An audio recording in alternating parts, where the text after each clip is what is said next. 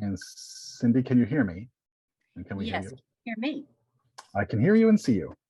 Oh, very All good. right. Okay, we'll call that success. I am doing a I'm going to have to join, kicked into another meeting here in just a moment. So let me go ahead and get started.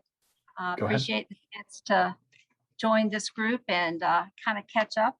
You know, we talked, back in 2018 at a similar meeting about opportunities to track and explore soil and moisture conditions in forests. So let's get going, Stephanie. I think most of you know that the public land base is quite large, over 640 million acres, predominantly out west. But I do want to mention that in the east, we have a smaller footprint, but it's significant because of the acquisition under the Weeks Act, which was to protect watersheds and protect downstream flooding. So in this case, it's too much water, right? And so the impact of those acres can be considerable, particularly for water delivery. And you know, as I have shared before, drought does pose a significant economic risk to public lands, as well as ecological risks and risks to life, as we'll talk about here in a few minutes. Thanks, Stephanie. Next. So forests go through a natural process of growing, living, dying through different disturbance vectors, usually fire, insects, disease, etc. And across a broad landscape, you'll have these going on multiple stages across a large landscape. And that maintains the ecological processes. It helps to maintain integrity and build all the good qualities in soils as well. Next. But today, well, actually, since in the last 2 decades, we know that things have changed, and those natural processes that were in balance are way out of balance now. Next. This is driven by climate change. So 2020 was the second warmest year on record, and this past July was the warmest month on record in the US. Next. So it's clear that we're seeing warmer temperatures, particularly in the winter, which is driving fire. Hotter years, more fire. We used to have a fire season. We now have fire all year round. The number of acres are burning, and you can't escape your news feeds without hearing something about what is occurring in the West today. Next.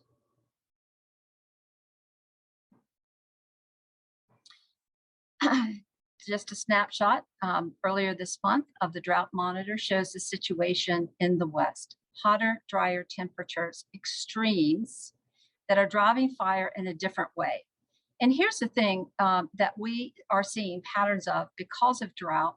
The soil is drying out, the organic matter in the soil is dry, and the trees are dry. So we've had extreme fires in California after a long-term drought, where those trees are so dry, the moisture content is so low, they can't even pitch out bark beetles anymore. And this is a phenomenon that's very recent. That means that that wood is dry and ready to burn, as is the soil itself. And when we get very hot, large fires, the extreme heat actually destroys our soil base. Next. Now, you know, we have these common categories, and when we discuss about drought, and usually in the forest, we think of a longer term ecological drought, water deficiencies over time. And trees can survive multiple years of drought in a row. But what we're seeing now is something a little bit different, and that is we're getting flashy droughts that are causing large fires as well. And at the right time, in the right place, you get situations like the Gatlinburg fire or the fires in 2017 in Montana, and followed by fairly usual significant rainy season. When everything dries out at once, you've got ready fuels, they dry out. In the case of Gatlinburg, you had a lot of deciduous trees and leaf fall on the ground that was very dry. And so when we think about this and ecological processes in forests, things are changing rapidly, and we need to monitor and better understand that so that we can, in advance, be able to manage those forests better, be able to predict the water that will be delivered downhill from those mid and upper watersheds. Next. I can't say too much about the value of forest soil moisture. It is so inherent and so important in the natural processes that we see that we depend upon to maintain healthy, viable landscapes and moisture. And so, we study and we look at these connections, whether the physiology of the tree and plant uptake in water and water availability, in the seasonality. We look at the delivery of nutrients and what affects that, like acid deposition. We understand how all this combines to regulate soil respiration and biochemical cycling, mass movement and weathering, and forecasting. So once we know the processes, when we begin to see deviations from that, we can better forecast and model what the impacts are and better understand what we can do. Okay, next.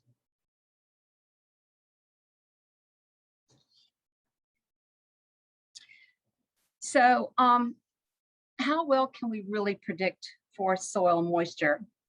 Right now, modeling is the only way we can do that.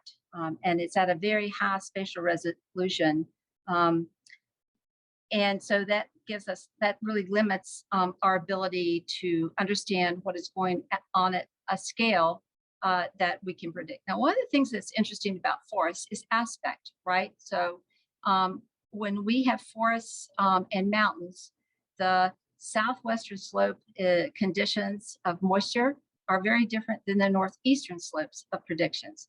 And so therefore, when we have to model and think about these things, we have to do it on a much smaller spatial scale than, say, in agricultural lands or in rangelands. We've been working with this. We have a number of experimental forests that have more than 30 years worth of data and information for water and hydrology, and understanding of how all of these things within forest aspect, slope, soils impact the movement of water. With this data at a finer resolution, like at a HUC 12, we're able to have better input and I'll say more predictability into things like the water model. We've got a couple sites that have been implemented, and we've been working with NRCS and the Management Soil Survey to better understand how our data can match up and we can do better modeling, particularly as a movement of water downhill. One of these is in Coweta in North Carolina, and the other is in Hubbard Brook in New Hampshire. But we have a number of sites across the country that can help us better understand the relationship in soil moisture on the ground in situ with remotely sensed information. Next. And so it's really important that we develop these. Stephanie, I think we're ahead of each other. So we are working with collaboration and cooperation across agencies, and combining all of our assets and our capabilities and looking at what we can do. That's what we've been doing over the last 3 years. Collaboration between NRCS and the Forest Service, NOAA, and NIDIS. And this is going to really enable us to take all of our resources together where we have them to address and accomplish our shared objectives. We know there is a major information gap in forest soils, and this is really important for the Forest Service agency mission. And so we're really looking forward to the outcomes of the NRCS Dynamic Soil Survey effort, as this is going to help us to connect characteristics on the ground along with change detection with vegetation models as well as hydrologic models. Next.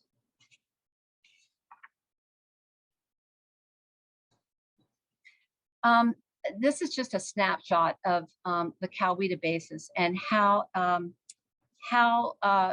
we can look at processes and look at cycling of process. I'm not going to go into the science of this, we'll share this. You can dig into it. There are links and to the publications, but this is just a snapshot of some of the data and information we have, where we can parameterize and do a fairly good job at predicting soil moisture in the future, given climatic conditions and soil information. Next. So that was on our experimental forest. And since in 2018, we've also entered into partnerships with state climate centers to look at microsoil monitoring and expanding that network. We've got starting in Daniel Boone Forest in Kentucky. The Mesonet did not have stations and data across this area, across multiple counties. And so we set about saying, how can we add this information? We met with the forest in the region. We looked at the opportunity here and how that data can help us to do a better job at monitoring and managing the forest. So setting up a Mesonet station hub with a series of monitoring nodes to learn from. We're trying to characterize the soil in a very complex forested terrain and look at those relationships. Now, why is this important to Kentucky and all of the agencies in Kentucky and the water users? It's important to do a better job of predicting, number one, delivery of water, and number two, and that is, both on both extreme ends for flooding as well as water availability. Now, one of the major users of water in Kentucky is the bourbon industry. I mean, it's not just because they draw water to produce their product, but also they need high quality oak for barrels, and oak is important to that industry. And oak coming across forested systems like in Kentucky, and that supplies is very integral to their product called bourbon, which you call whiskey bourbon if you make it in Kentucky. In order to create and have high quality oak, we have to restore oak to landscapes. And so making sure that we can restore oak, it's important. And so fire is part of that ecology. And in Kentucky and in that area, we make heavy use of what we call prescribed fire. Natural fire we put out, it's a lot of risk to property as well as homes and people and businesses. And so we manage fire across that landscape by placing it where it needs to be. But because of changing climatic conditions, which includes changing and shifting winds that we used to know, to be able to know when to put fire on the ground, how to manage that, has made it more difficult. And so that's why this information is really important to the forest as well as the region in monitoring climate change. Next. All right. The second pilot with the state is with Montana. And we have a pilot project between the University of Montana, the northern region of the Forest Service, the Forest National Forest in Montana, the Washington office and the Forest Service to leverage and expand soil moisture sensor networks and data products to optimize management. Now, this effort is trying to apply the latest findings in soil moisture and watershed science to better, again, manage fire in this area, manage water delivery, look at how we can retain water in the upper watershed, how do we restore behind fire, which is usually planting or seeding. So we plant trees or we put seed out there. But if we don't know the conditions of the soil, we can spend a lot of money and not be able to grow any trees because they don't survive. So understanding the microclimates, the effects, the changing seasonality, and when to plant and what to plant given those conditions is going to be really important to restoring forests in the future and capturing carbon. Next.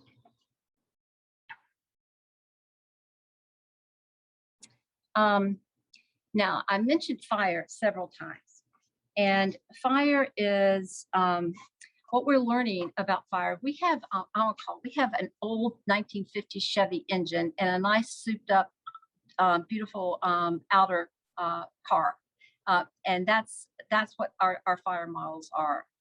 We're trying to get more precision in them and to better understand the nature of fire, but also that interaction with soil moisture. Now, in the past, we did not measure moisture down below 2 or 3 centimeters for our older fire models.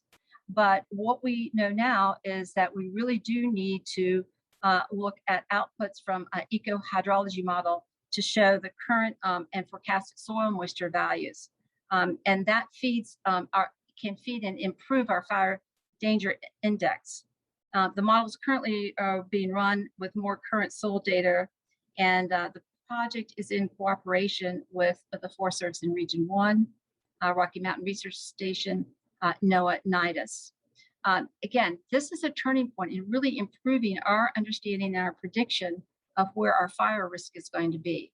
And when you're at a preparedness level 4, and then now most of the West is in preparedness level 5, you know, this is important to know, and because it's a large area to deploy assets to protect and to predict where we need to put those assets. And we've got over 30,000 firefighters working, and it's still not enough today. Next. So ultimately, we need that better early warning system for forests, not only for fire, but also to better predict where forests are going to be in stress, to look at how we can manage and change the amount of biomass that is on that landscape to maintain forests and keep them in good health. Next. So I want to say that right now, where we're at with this is that we used to talk about our adaptive capacity for forests. And we said, yes, you know, forests can resist. So you can resist and pitch out bark beetles, or you can overcome 1 year of drought. And then, you know, if you can't resist, there's resilience. You can come back, you can bounce back. And if you can't bounce back, there's this natural transition and transformation. We somehow think we can manage and control to maintain ecological function. But I want to say right now, today, that this belief, this model that we've leaned on as ecologists and biologists and forest managers has changed. Next. And what I'm going to say is, because of the nature of fire, the large amount of biomass, how hot it is, we're absolutely changing the soil composition, the hydrology, and the capability of those landscapes to even transition into a vegetative state that can provide a majority of the ecosystem function that we've enjoyed in the past. And so we're actually faced in a lot of places, the Hayman Fire in Colorado is one of them, with recovery, which means we have to recover the soil, and we need to know how best to do that. We need to monitor sites to see what treatments and how we manage across those landscapes so that we can begin to build our science of recovery. Next. So what do forest and range managers really need? We need that early warning system. We need forest soil moisture detection to guide restoration decisions.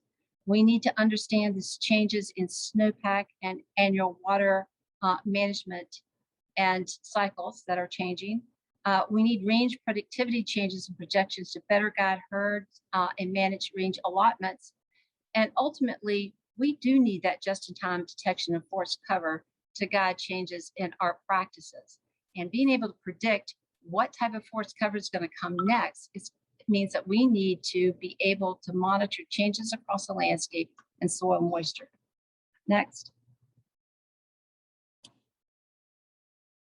Soil moisture trends are really important to other operations in the forest. So our timber operators have soil moisture restrictions to limit soil disturbance, and creating real-time information is going to help us to do that, to limit that.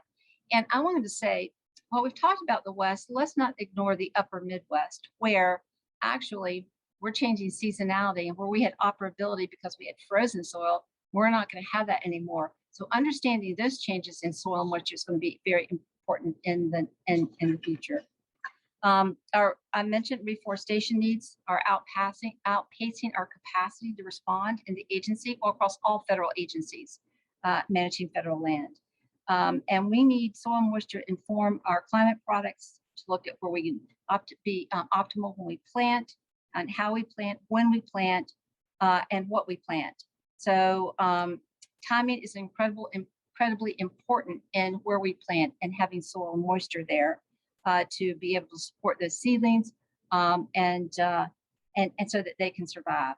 So as we see drier soils during planting seasons and we're limited, we're going to have to change up our planting stock to inform the nursery. So as we see larger areas under droughtier conditions, we're going to have to change the type of stock we plant, planting 1 and 2 year stock with large pods to be able to help them survive that first year. Next. So investing in a soil moisture monitoring network that includes forests is going to be really important into the future. And we did have a workshop back in May in 2018 with a number of partners, with Michigan Tech Research Institute, a number of folks I believe who are listening right now attended that. And what we want to know is find out, what do we know about soil? What data do we have? What monitoring systems do we have? And what do we need to know? And this developed a report is guiding a plan to fill that gap. Next.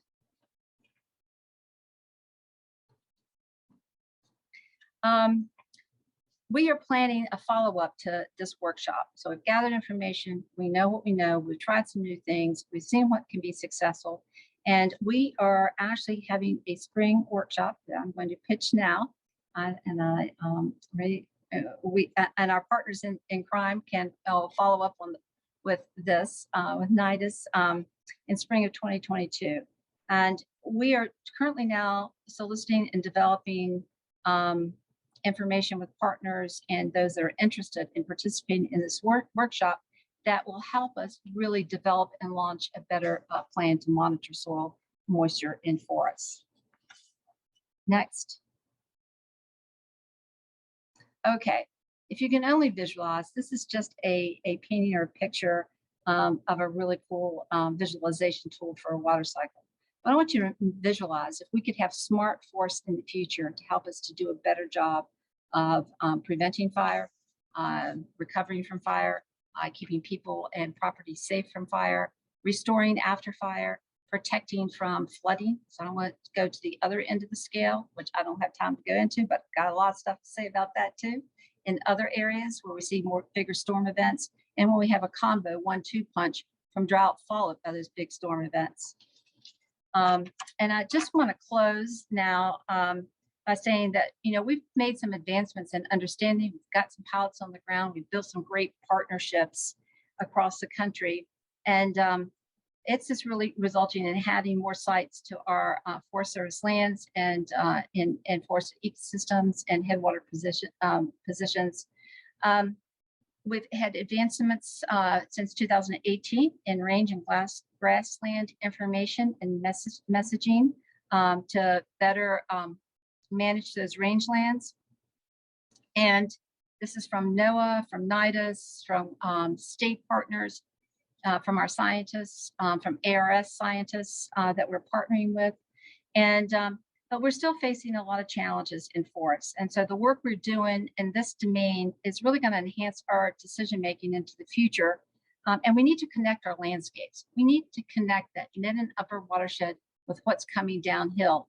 We need to improve and understand how that water and moisture flow is changing across time with climate change, because those upper smaller watersheds that are feeding the main stem are changing in what they can deliver. So in the future, we're going to have to make adjustments to our water model for better predictive capabilities. So Forest Service invites and wants to work through partnerships. We all have a little something we can bring to the table, includes and we can put it together. And I think we've demonstrated to be good partners over time. We invite you in.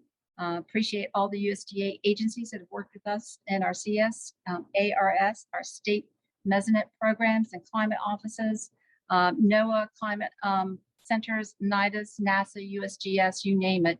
We have been able to make a lot of advances because of these partnerships. And anyhow, invite you in, and looking forward to reporting out Mike in another 2 or 3 years to see the next leap forward. Thanks. Sounds good. Do you have time for questions, Cindy, or your next meeting's coming?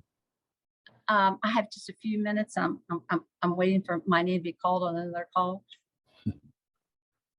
I'll summarize the most critical here. When you think about your depths, there's some questions in the chat that I'm going to push together. When you think about the depths that are important for forests, how shallow, how deep, and how do you consider the clearings that these sensors usually are installed in versus the in the field canopy? How important are all those different aspects of depth and placement within a canopy? You know, forest soars are very, they can be very shallow and they can be very deep. And I'm going to turn that over. I'm going to have a confession here. I'm not a soil scientist. I know about soils. I know how important they are. I know a little bit about hydrology and the connection. So Stephanie, I'm going to turn to you to answer those questions. Okay, say that again, Mike, because I was ask the question again because I was getting my computer back on so I could be with you all. Yeah, so the questions are by Stephanie, Cindy, thank you. Okay. Hi, I'm on, Angela. Okay.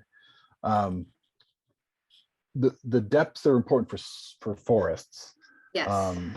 What are the most shallow depths? And there's a few stations deployed now, and you're looking at deploying more stations or piggybacking your data onto the RAWs or something like that, a network that you already have going. The placement of the stations within a forest canopy is complex because you usually want to be in an open area for solar power. You're too far away for line power, and the dangers of fires are certainly there. What are the depths that you consider like too shallow? How do you consider the soil column? How deep do you need information for the different applications? What are some of the partnerships you have, say, Ameriflex? Yeah, so I'm very lucky because I have my partners here with us today. But what I'm going to say is when you think about soil depth in forests, think about the root system of trees. You know, certainly when we think about the rooting zone in agriculture, everybody can relate to that, you know, agricultural systems, and that's what kind of dictates where you want to monitor that.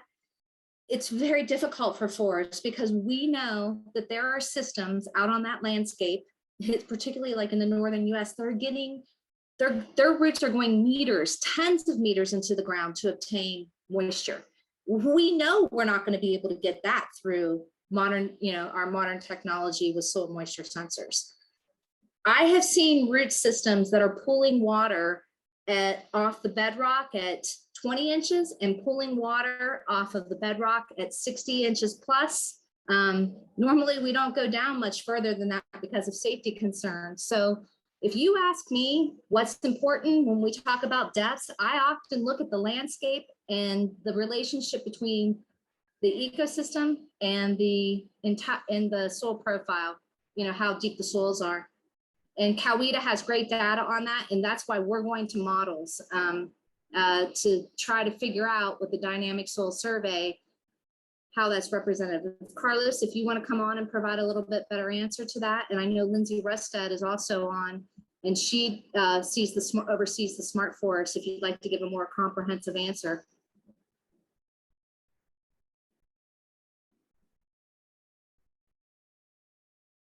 Carlos or Lindsay, if you want to comment.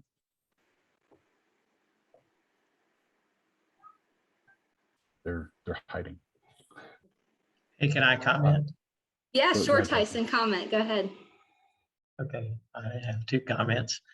First, I think Cindy had to drop out, but I just wanted to commend her. An excellent presentation, and it's so exciting to see the Forest Service engaged in this effort. To my knowledge, there are not any operational fire danger rating systems that consider soil moisture information. And if we can get to the point where we could change that, it could save lives. And so I think that's just got to be a really high priority. So that's awesome, the direction there. The Topofire that Matt Jolly is working with Zach Holden and the University of Montana with Kelsey Jensko and team there. You know, I think that that's going to be critical in updating that 1950 Chevy that Cindy was talking about getting. Right. Right. Yeah, absolutely. And then the second thing, just to the just point out that the thing about the clearings, it's have the same problem a lot of times in ag landscape. So for a lot of applications, we really do need those soil moisture sensors to be under the tree canopy. It's going to be really important for a lot of applications. But just as a word of reminder, a lot of folks on the call know this. You may be using data from in situ stations, and it may say, "Oh yeah, this station is located in cropland." Well, that really just means there's crops around it, but so often the sensors are actually installed in grass at the edge of a field, which is not representative of the field any more than the clearing is representative of the forest.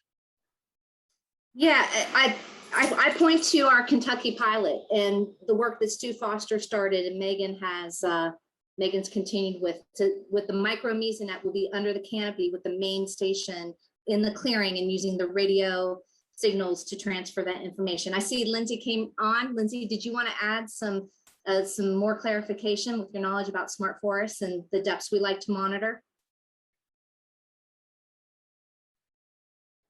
We got volume. Lindsay, we can't hear you. Sorry. That's okay. There you go. Oh, that was my other speaker. Can you hear me now? Okay, so I just want to say quickly, Smart Forest is something we started in the Northern Research Station. Gosh, it must have been 7 or 8 years ago, with the idea that lots of folks in these long-term research stations are, using sensors to monitor ecosystem function and processes. So we're kind of like wiring these forests together so they can talk to each other. And we recognized early on that soil moisture, soil climate, temperature, and moisture were going to be critically important to driving, fuel loads and ecosystem productivity and all of these. So one of the things we're trying to do is not just be, one thing, but we are trying to tie above ground climate to below ground climate and then to metrics of productivity. So we're in the process of prototyping automated dendrometer bands as an example, and relating, soil moisture, soil temperature, above ground climate also to tree growth. We also have phenocam. So it's just a kind of comprehensive monitoring program. And if anybody wants to know more about it, I'll put the link into the chat and my email address there. And I would love to talk to you about it. I'd love to have you join us and contribute data to this. We do have a data dashboard, so we use Shiny app, so you can actually chart your data in real time. So I could talk for hours on this, but I'll leave it at that. And thanks for giving me the opportunity to speak out. Thanks. Yes, Rich, did you want to did you want to add anything additional? Rich Poyot, my mentor and our emeritus scientist that's historically, he oversaw the 2018 workshop with Cindy. Yeah, just real quickly, and I agree with everything everybody said so far.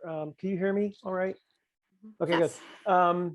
Yeah, one of the things about forests, at least the state of our forests now, is that they're very much in complex terrain, many of the forests that we have. And so lateral movement of water in the soil is really important. So, and that's going to happen at different depths depending on lots of different factors. And so having that metadata for the soil profile is going to be really important.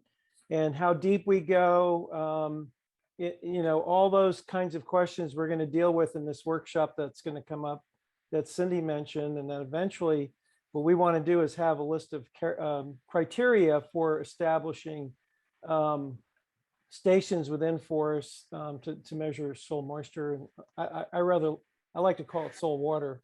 So it's going to be a lot more complex, and I think it's going to take a lot more thought. But it is going to be a challenge in the field because, a lot of people just want to go down a meter and stop there. But in our forests, we may have to go deeper.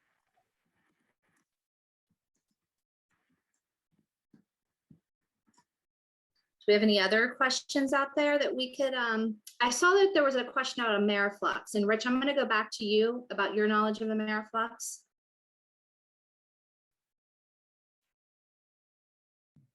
Sorry. You're on mute. There you go. Yeah. I do know that we have several, and Lindsay probably knows more about this than I do, that there are several Ameriflux locations within our national forests and probably in our experimental forests. So yeah, and certainly we're going to want to interact with that group. Neon's another group. So there, yeah, and so like Cindy said, we're gonna be reaching out to a lot of potential collaborators. But it's a good question. This is Devendra speaking. May I add one thing, Michael? Go ahead. May I? Yes, go ahead. Okay, regarding your question particularly, I talked a little bit about this in my poster presentation earlier. In our coastal systems, I work at Santee Experimental Forest, coastal South Carolina. The coastal systems, generally from the hydrogeologic literature, is within 2.5 meters. There is a very much, thick restrictive layer where the roots, have difficulty penetrating, although they do some in some cases. A lot of the hydrologic modeling on forested lands that I'm involved in by myself with other researchers, they assume the effective rooting zone for the forest within about 2 feet. Most of those materials, the root materials, that would, effective in transpiring water in 2 feet. And model simulation analysis on transpiration and water yield, particularly the water yield that we data for, after 60, 70 centimeter depth, except for very dry conditions, they are not as sensitive. So at Santee Experimental Forest, the poster I presented in our soil moisture monitoring stations, we originally started at 90 centimeter depth to capture that water within about a meter, as I just mentioned earlier. And then, we are continuing to expand that monitoring, but we had very much difficulty reaching up to 90 centimeter, 100 centimeter installation without, digging a larger hole, just by digging that 3-4 inches hole to insert those sensors, reaching out that deep by your hand. We have faced that difficulty, and have been talking to Hydra sensors who make the Hydra sensor. They are saying that those are the things reported by others. Also, they are trying to devise something to make it work. But in any case, with the depth you ask for those shallow root systems in those coastal plain soils, for at least to my knowledge and for our purpose, we are using the soil moisture depth up to about 90 centimeters or less. Okay, thank you. I'm going to move on to our next presentation, which is hopefully going to lead to a discussion that will continue until the end of the meeting. Just a status update. So we've seen this application related to soil moisture monitoring, and that's really one of our drivers, right? We're trying to collect data, we're trying to do science. But what's driving the science in a lot of cases is an application. And what Tyson said was it's for life sometimes. It's trying to understand soil moisture to inform decisions that increase productivity or provide warnings for things like floods or droughts or fires. So the avenue that the community is coming together to push forward these ideas is a National Coordinated Soil Moisture Monitoring Network, which is, as we say in the network, a network of people. So I'm going to play this, and then we'll open up for discussion right after.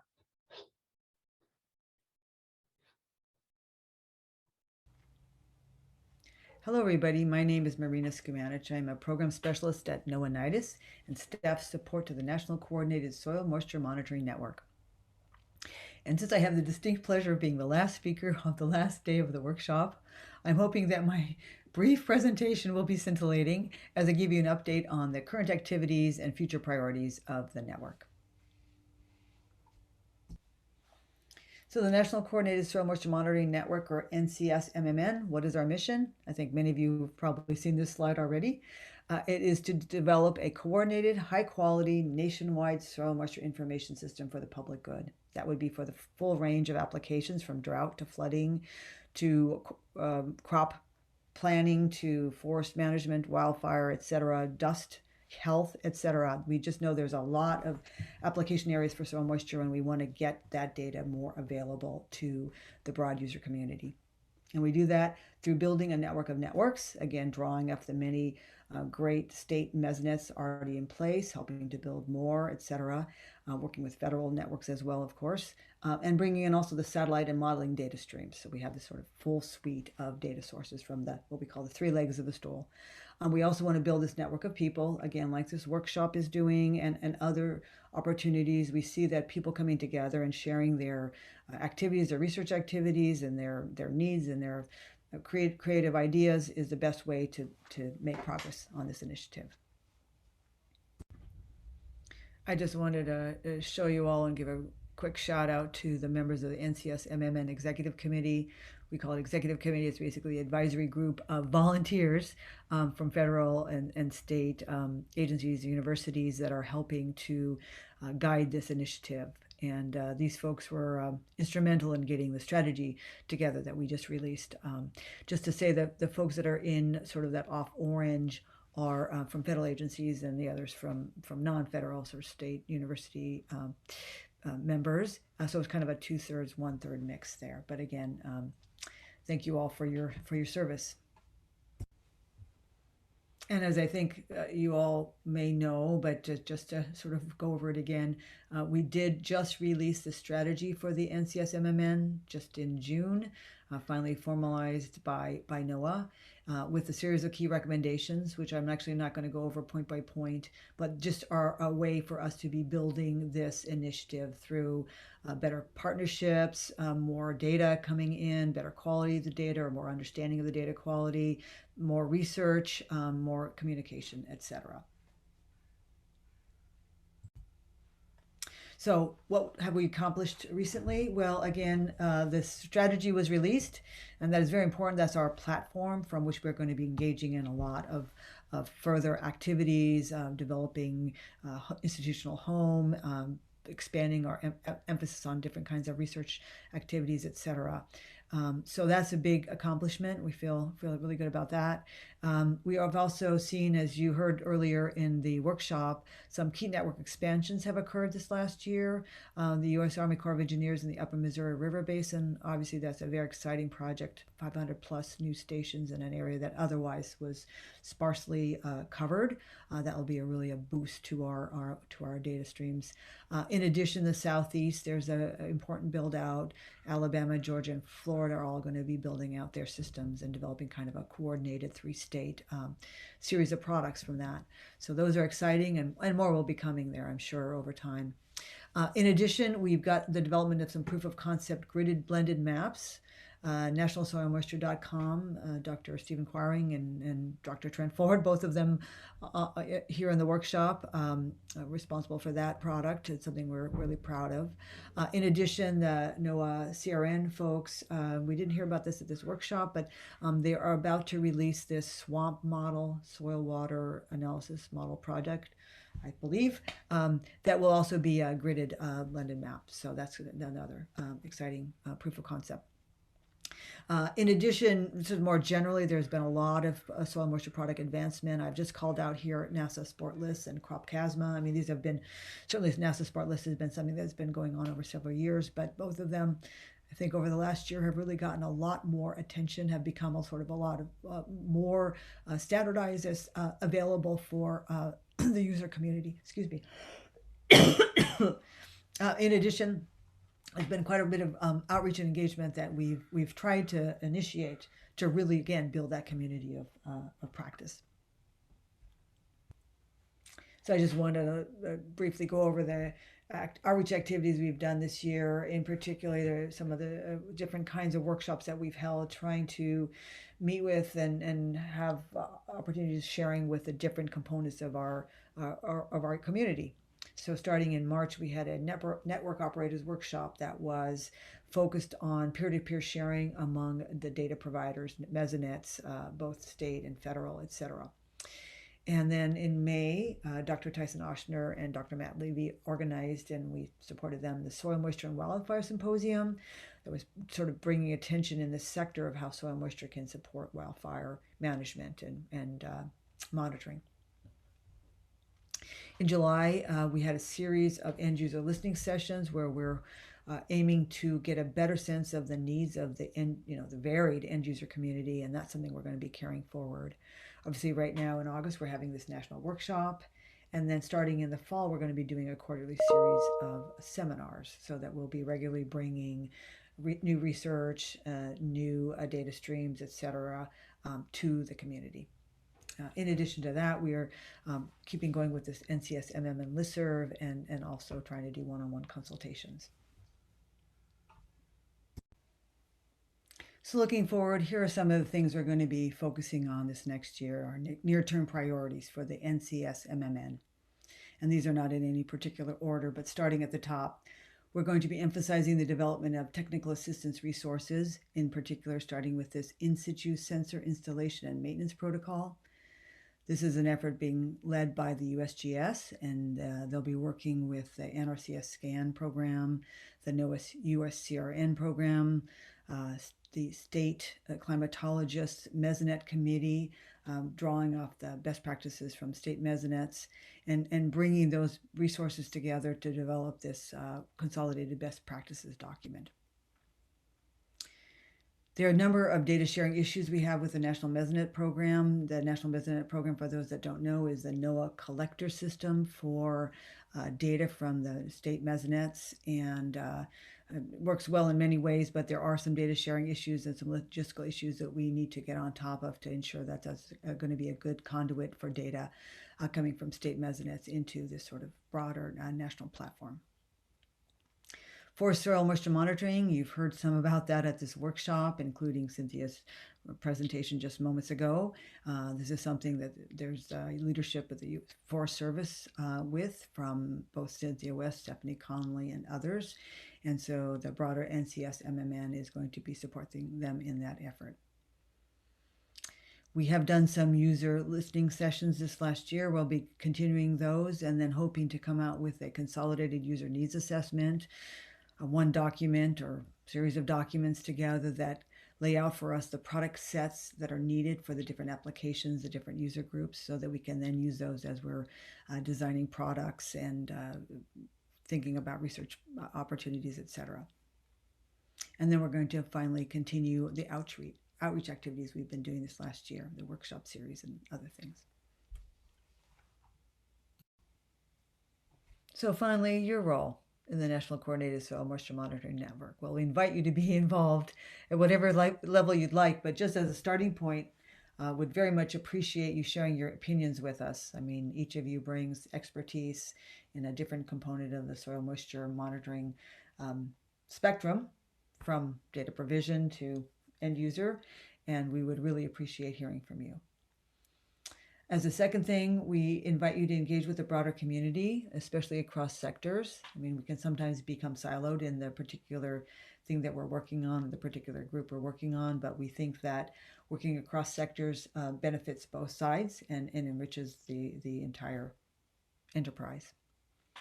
And finally, continue to do your important work in soil moisture. We really appreciate the research that's being done, the innovation, the expertise that's being shared. Thank you very much for all of that. And with that, thank you very much. Thank you, Marina. And hello, everybody. Have me go another time around. Yeah. Twice scintillating. Stuff up. All right. So you saw a good rundown and foreshadowing of what you can expect to come. I will mention, you've heard some mention of Swamp as a product that will be coming out soon. We're hoping to begin a series of quarterly seminars that would, from NCS-MMN, that would be available to this community. That way we can keep the conversation going throughout the year. And Swamp is first on the list. We would probably do 3 a year outside of a summer workshop such as this. We also have town halls being held at AGU and AMS. in the near future.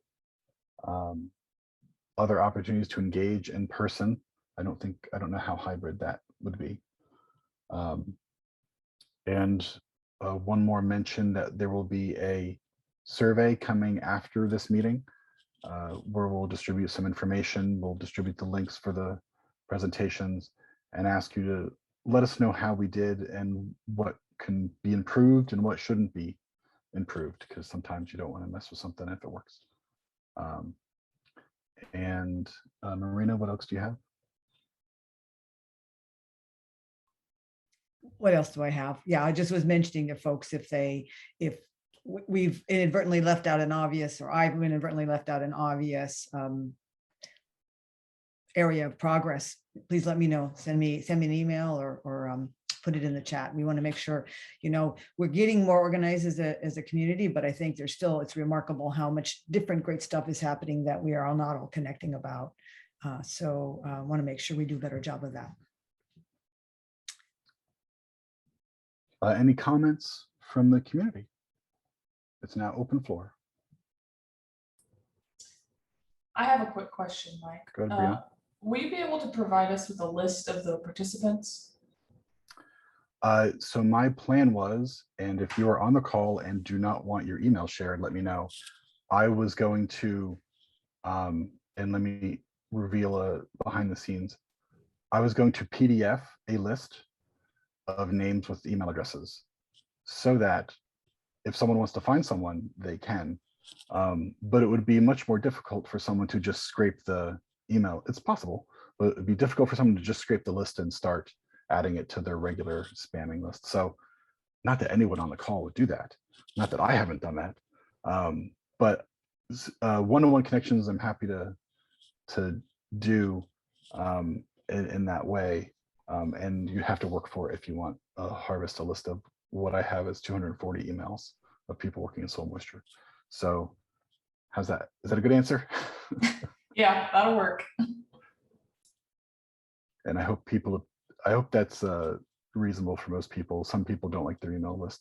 The email list can be very dangerous to have floating out there. That's why the listserv you can sign up with at NCSMMN. And if you have something of broad interest, contact Marina and she can get it distributed passing through NIDIS. Other comments? So one thought I had is, I don't know if any of the other executive committee members wanted to add anything. I didn't do the greatest consultation in getting my priorities for next year. I know some of the things we've been focusing on, but if there are other things folks think we should be mentioning that we haven't from the committee or again elsewhere from the community, be really interested to hear.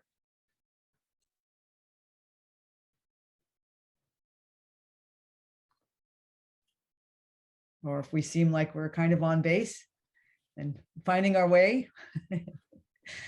I mentioned it in one of the in the modeling session. One of the things that could be added to our list is this idea of providing a resource for curated models and soil moisture products that are out there, so that it's easier to find some things.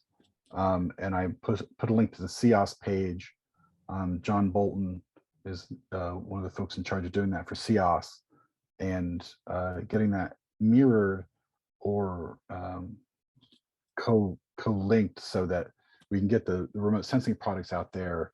And we already have a lot of the lists for networks collected already. So some people might be looking for network information, wanting to study something in Indiana, and well, there's these resources there. The one thing I did want to mention when it comes to mesonets is one of our purposes in serving as trying to organize the community is to keep them funded. And if you were to look at the Jamboard, keeping things funded is critical to that. Some of that is raising the profile of these stations so that they're politically funded, or being included in proposals for funding, basically to drive the public desire for the data and willingness to have that data paid for via some means to keep it coming in is critical to us. Then some of the other stuff I do, we see these requests for especially within the federal government. Well, the data should just be out there, and it's like, yes, and the networks need to be funded as well. So I always want to make sure the network operators know that we as community are very invested in their, we're mentally invested in their success, and we want to make sure that they're financially invested in their success. So just want to clarify that piece. Right. The Mesonet program is a great program, and there's, I was going to link the infrastructure bill into the chat, but we're all looking at that new federal infrastructure bill to see how that will affect some of the decisions being made as far as networks go, both federal and state, going forward. Because you see some networks expanding. In the meanwhile, some other networks may be going away.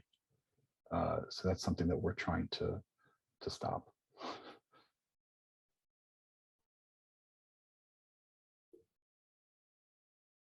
Got a couple more minutes, Mike. I don't know if you want to have people look at the Jamboard or how you want to propose us taking that forward with our time.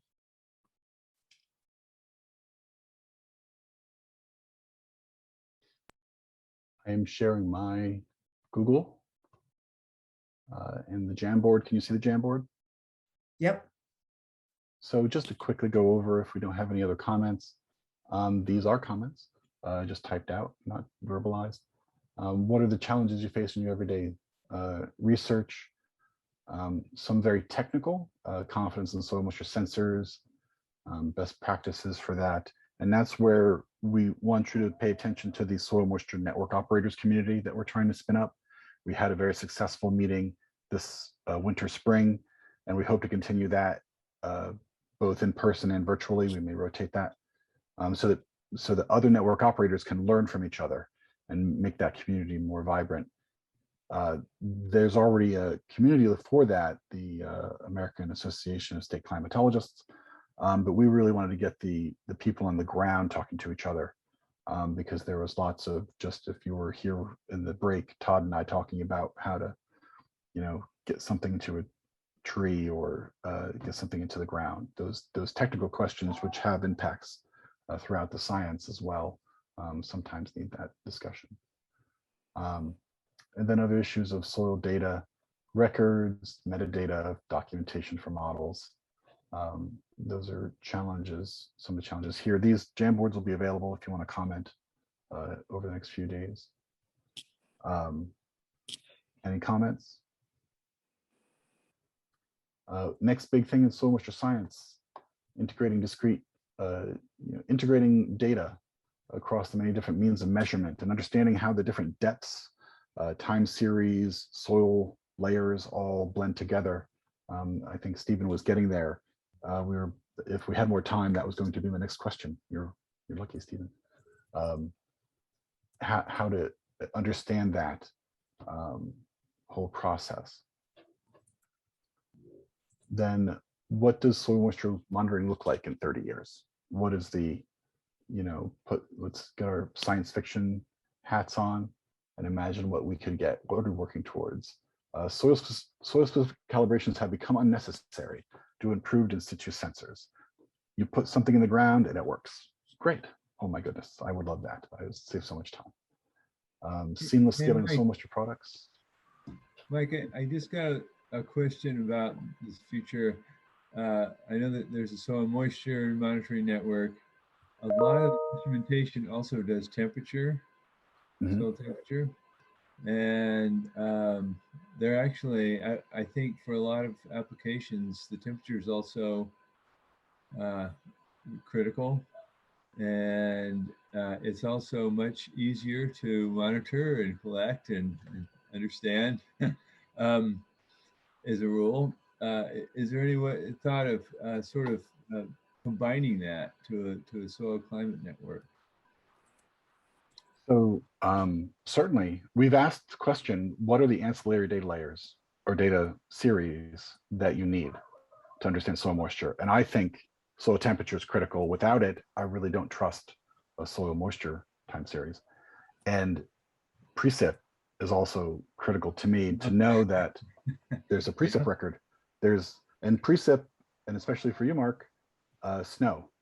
What are the inputs into the system, getting more of a observation record and everything that you need to make all those quality controls, as well as soil temperature is to me is a no-brainer. I say it immediately, and most of the sensors I deal with are both. I'm doing an experiment in my freezer right now. So freezing sensors and seeing what they see, how that changes the readings. So yeah, being more inclusive in our description is helpful. Soil climate discussions are ongoing right now. Yeah. Well, I think that's a good idea. Yeah, and Kent agrees. Dynamic soil moisture maps available at national scales. Imagine if just everything's there available daily, anywhere you want at the resolution that you need, would be wonderful.